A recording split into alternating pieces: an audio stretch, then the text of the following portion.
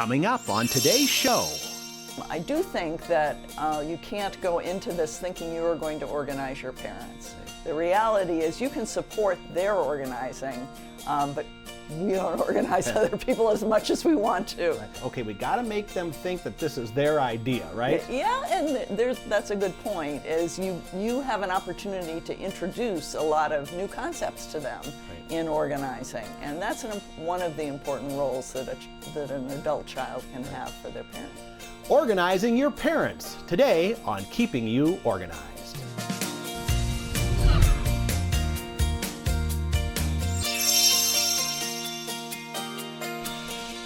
Hello and welcome to Keeping You Organized. Today we are going to touch on a subject that everyone pretty much has to deal with at some point in their life, and it's not about organizing themselves, it's about organizing their parents. And joining us today is Janet Fowles. Hey, I got the name right, didn't I? You did, John. Congratulations. That's Way to great. start. And we're going to talk a little bit about your business because you have an interesting background. Tell us how you got started. Well, yes. First, I was a librarian. Like with like, and getting information to people exactly when they need it. The Dewey Decimal System, right? I mean, well, once upon a time. Okay. Yeah. Now we just put it in our computer and it magically appears, right? Right. I think librarians still have an important role, but that's a different subject. Right. Then I went on to be a health services researcher, developing measures of the quality of health care. And to be a researcher, you really have to understand the goal, the big picture, and where your specific work feeds into that big picture, and then you have to be very detail oriented. And then someday you said, well, you know what? I'm going to leave that world and become a professional organizer. Well, right? There was a little interim when I went into the Peace Corps and had a chance to think about what I wanted to do with this phase of my life. And that's when the light bulb went on, and I knew professional organizing would be the next right thing for me to do. Right. Well, we're in studio live today here in Minnesota. You're part of the Minnesota chapter of NAPA, which is the National Association of Professional Organizers. So let's talk about this concept of organizing parents, because I know when I had, before my parents passed away, there was a lot of stuff as they got a little bit older that they kind of didn't really want to deal with it, but they knew they had to. So let's talk about the importance of getting your parents organized and why we do that. You're right, John. The transitions that people have in their lives are very important organizing times. I do think that you can't go into this thinking you are going to organize your parents. Right. The reality is you can support their organizing, but we don't organize other people as much as we want to. Right. I remember always saying to my wife, okay, we got to make them think that this is their idea, right? Yeah, and that's a good point, is you have an opportunity to introduce a lot of new concepts to them in organizing, and that's one of the important roles that an adult child can have for their parents. And we have both adult children, we have parents, we have, probably one of the best gifts a parent can do is get themselves organized before they put that stress on their kids. Because it is kind of stressful because you're dealing with, healthcare issues and financial issues, which are just some things that parents don't like to talk about with their kids, right? Sometimes parents are afraid to bring up these issues. They've been actually thinking about it quite a lot, and they just don't know how or whether they want to burden their children with the current problems that they may have organizing. So it's important to start that conversation tactfully, and there are different ways of doing that. Well, let's talk about that, because I think that's one thing that, if you get the call, hey, mom or dad, can we have lunch? Well, why do you want to get together? Well, how do you approach a parent? What are some good ideas for doing that, just to get the conversation going? There are usually circumstances, so they've seen something happen to a friend, and they've seen the consequences on those children. And that's a good opportunity to ask. I'm curious, you can say, I'm curious about how you felt when Aunt Mabel died and all my cousins had to deal with so much stuff. To use what's going on in real life as a way of exploring where your parents are at. They may be, in fact, eager to talk to you and a little worried about bringing up the conversation. Well, sometimes, when you talk about end of life issues, you know, and parents, I think, notoriously really don't want to talk about the end. Are there other ways that you can talk about getting yourself organized without mentioning the end? I think by focusing on some of the current transitions that people are making, so it might be the onset of a chronic illness, or it might be that they're downsizing, or they're retiring. Any of these transitions are opportunities to start thinking about organizing for this next part of their lives. Now, obviously, when we talk about organizing parents, there's a lot of things to organize. What are some of the categories? Because maybe some people are overwhelmed that, well, they have so many things, you know, they've got financial, they've got healthcare. What are some of the areas that you've found in working with clients that are in the most need of being organized for a parent? Yes, you know, I sometimes put them in a hierarchy of emotional content. And when I start working with older clients, it's usually something to do with paper, but not their personal memory things from long ago. So we do paper. And is that like generic paper, kind of like? Yeah, it can be financial, or it can be medical records, or it can be bills and other pieces that they may have. And we do stuff. We often do stuff in an office, or in the kitchen, or in closets. And it's an opportunity to say, where would you like this stuff to go?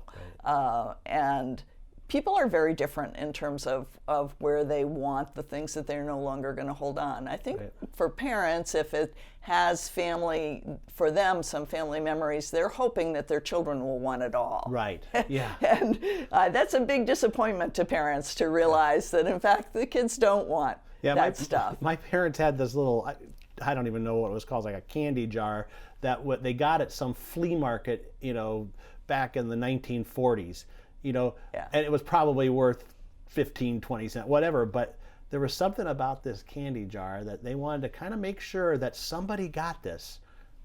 You know, you don't know why it is, but there's that emotional attachment to that. Is there, I know, because in working with my parents, like, do you try to put some time limit on like each session so you don't overwhelm, like go in for an hour? I mean, I used to say, well, we'll go over on Monday nights and do a little bit at a time, you know, just to not overwhelm them. I think that's a really important point, John, and it brings up this issue of taking care of your parents and taking care of yourself. These organizing sessions are emotional, and I think people don't realize the emotional extent of them, and don't think in advance, gee, you know, we've got to size this and set boundaries so that neither the parents nor the child get overwhelmed by what's going on. Right. So we talked about some of the emotional, some paper. What are some of the other kinds of things that need to be organized categorically? I think adult children often help their parents with the mysteries of technology. So it can be introducing parents to sources of information that they may not commonly use. Even the podcasts that you do here at Smead can be very helpful in sending messages about organizing and coming from a neutral source rather than coming from the child. Often there's a lot of judgment that passes between parents and their children from both directions. It's hard to suspend that. But it's important, and it's important to recognize that your parents are going to make decisions you may not agree with. But this is a it's up to them. good time to bring in the grandkids too, because you know those 10, 11, 12-year-olds are pretty sharp with the computers. And the grandparents know that. Yes, and usually have taken advantage of that. Right. So they're familiar with what can be done using technology. But I think bringing that new information or new insights into how parents can release stuff.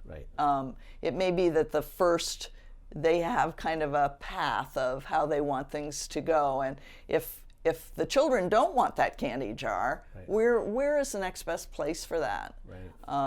one of the things adult children can do is sort of poll the family, around who wants this china set. And if nobody wants it, maybe some people would like a token piece, the teacup and saucer, one piece out of a set, and the rest of it can be donated or sold. Great. Well, we're going to take a quick break, and when we come back, we're going to talk more about the tools that you use that can help you get an aging parent, or a parent even, I suppose of any age, organized. So we're with Janet Fowles right now talking about how to organize your parents, and we'll be right back. When you've got it together, everyone can tell. Your confidence is obvious. Introducing Viewables.com from Smead. Use the Viewables labeling system to transform your drawer of hanging files into a tidy, organized filing system. Using the premium hanging folder tabs, see the label from the front, top, and back. It's easy. Access Viewables.com from any computer, tablet, or internet-enabled smartphone. Let's make some labels. It's free, and there's nothing to download or install. Choose the label type and format your label just the way you want. You can even add index characters or icons for distinctive filing. Set up a free Viewables cloud account, and your secure login lets you save your projects for convenient access from any computer. And with Viewables multi-purpose labels, you can use one label for any type of file, including hanging folders, top tab folders, super tab folders, or oversized items like notebooks and file boxes. Upload a list of file headings and print your complete set of labels in moments. There's even a library of templates for commonly used label sets. It's never been easier to set up neat-looking files that have easy-to-read headings and efficient color codes. Obviously organized. Viewables.com. From Smead, keeping you organized. We are back now on Keeping You Organized, talking about organizing your parents. Not a small task at all, one that involves a lot of emotion, involves typically a lot of stuff. And with us is Janet Fowles, a professional organizer, talking about, before the break, more of the emotion and kind of the why and the categorization of, there's lots of different things to be organized. Now let's get a little bit more into the tools and some of the things you use that make organizing a little bit easier for parents. Right. The how part is a critical step, and what I have found useful, there are several different things, but often something like this cascading file is useful.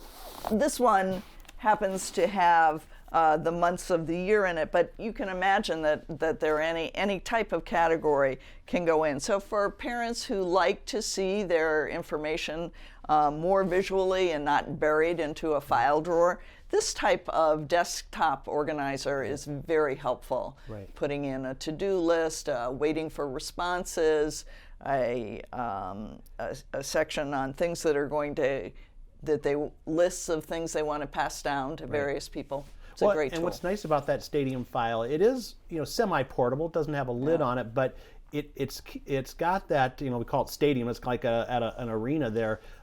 It allows you to see everything. I think a lot of people have piles because they don't want to. They feel if they get it out of their site, they're going to lose it. But this is a nice way to deal with that. And a little plug in there for our Viewables labels. You can put up your own color coding scheme. You can use the index characters like we have on there. You can label them any way you want, but it is a great tool. It's a great tool. It really plays to people's strengths, and that's what I like to do when I'm organizing, is figure out the strengths that people have and use those in the systems that you develop. And for those of you that are listening to this podcast and not watching, you'll have to go to our podcast page at smead.com/podcast, where they can see pictures of this or see visuals of this as well. But if you can imagine a stadium and the files are kind of tiered, that's what we're talking about with the Stadium file. Right. And you mentioned a handle, and what I use this particular style of file folders frequently, mostly for situations where you're going to have to be taking information and interacting. So if you have a healthcare crisis and you're seeing multiple specialists, you may want to take keep your current file, your medical files, in something like this. Right. Or if you're downsizing and selling a house and you have lots of different categories, realtors and home improvement people and furnace people, having something where you can actually carry that information with you is so helpful. And that particular, that's got a lot of features on that. It's a file box, and it's got a lid that closes. Yep. But it's also an expanding file, Yep. so you've got sections in there as well. And then you can put interior or regular folders in there. We also have a product coming out very soon we'll be talking about, which is our Life Documents Organizer Kit, which is a similar setup to this, but it uses hanging folders and then the colorful viewables labels to really get those important documents. Again, you might go see a financial planner. Yeah. You might go see your doctor and different professionals where you need to have some of those important documents that are readily available and portable as well. Right, and I think the adult children can make good use of this Yes, as well absolutely. for projects that they're working on. But this is actually a powerhouse secret that I Wow. adore. Something so simple but so powerful, So right? the problem for many of us and parents and adult children is that we have things we would like to file, but they will fall out. Yes. So your safe deposit key, I always recommend that people put it in their file, but put it in a pocketed folder. And these Right. are very narrow, so they fit very nicely into hanging files. So passports, for example, receipts if you're needing to keep small pieces of paper, credit cards that you're not using. Yeah. All of them can actually be incorporated into your file Right. if you have this little function. Yes, that's probably one of our most popular products. It's the file jacket. And for those not watching and listening on the podcast, a jacket is a file folder that has sides on it so that things won't fall out. And you can put odd sized things in there like, discs or keys or whatever. So it's a great product. Yeah. So what else as far as tools and tactics for helping parents get organized? Well, I think one of the important things that you realize is that this is a process, and so it's a tactic for both the child and the parent to recognize that the things you suggest right away are not necessarily going to be picked up at that point in time, Yes. but maybe thought about and used later. So a parent who is, for example, not yet ready to talk about end-of-life issues may be ready to talk about the circumstances of a particular thing, like a retirement or an onset of a chronic illness. And you can move gradually toward some of these bigger questions. Do you have a healthcare directive, and where are you going to put that? Right. How about a success story maybe from a client without mentioning names of what their before situation was like and just with a little bit of coaching from you, how it turned out? Yeah. A lot of my clients are widows, and one of them that I can think of just told me the other day that it had been a life-changing experience to get organized. What happens is for widows, I think frequently, is that their lives were set up one way when there was a partner and they could share responsibility. When that person dies, the first response is to, I must honor that system, whatever they were doing, and honor and sort of protect that space. So if they had an office, nothing is changed in that office for a while.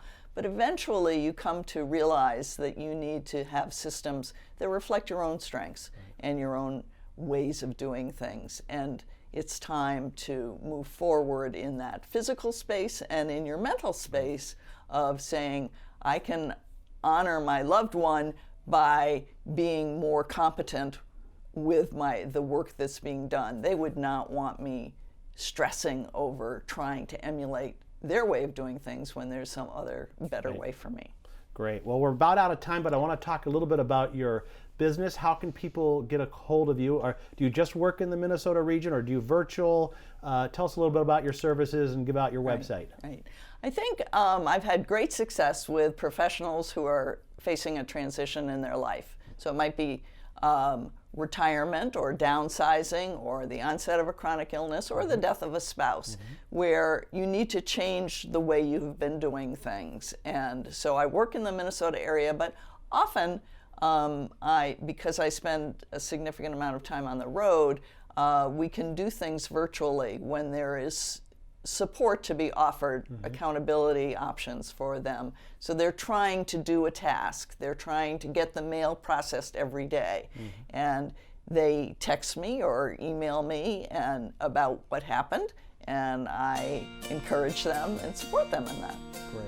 Well, Jeanette, thank you so much for talking about this. Is a very important issue, and hopefully people will check out our show notes at smead.com/podcast. There you have it, folks. Get that conversation going now.